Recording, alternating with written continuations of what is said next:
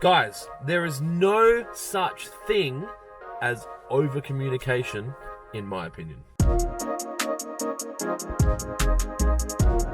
Good morning and welcome to episode number 72, I think, of In the Car with Clint. I'm down Kent Town City today and it is freezing in South Australia. Now, obviously, if you are from the Arctic or any other countries where it snows,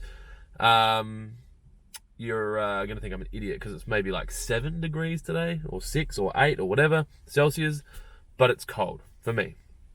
Remember, South Australia is the hottest city in the world sometimes.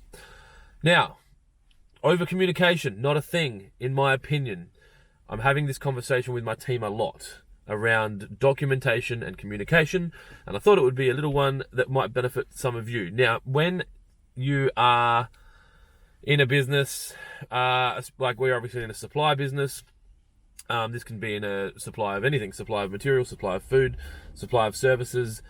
There's so many apps and technological advancements in the world now around communication, around client needs and requirements, around order taking and all that jazz.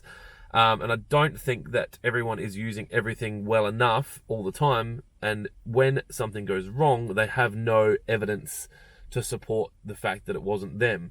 Now, when things go bad, it's a he said, she said, or a he said, or a she said, she said situation. And if you don't have, if you haven't over communicated or clearly communicated around the expectations of the other person and then what you're going to deliver, you fall into these traps where you can't prove that you weren't wrong, even though you weren't, and you don't really want to go to war against your clients because they're your clients. But if you've got the communications, you can prove that you weren't wrong. It's not about necessarily proving that they were wrong, it's about proving that you weren't wrong. It's not just about proof in those situations, it's also about getting it right and making sure that you deliver the best quality version of what you do possible because you've communicated well. You need to remember that not everyone's brain works the same, and you might do, like you would have done this potentially in primary school where you are asked to describe something and the other person has to draw it. It's never what it looks like. The more you can communicate, the better quality the end result's going to be. So my thing with my team is there is no such thing as over communication. Write as many notes as you want on the paperwork. I will buy more pens. Send as long an email as you need to.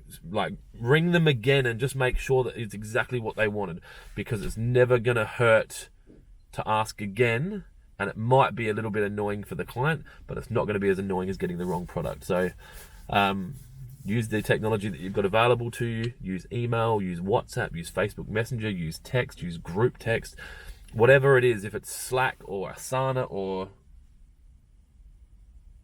Monday or Trello, whatever it is, communicate like crazy. You'll find that it reduces the amount of issues that you have and increases the amount of successes that you have and just makes life much more enjoyable. That is it. Thanks for tuning in again.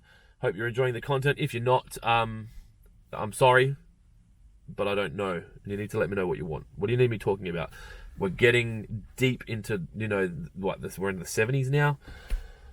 And at some point, all the lessons are there, and I'm going to run out of stuff to talk about. So if you've got questions, hit me up.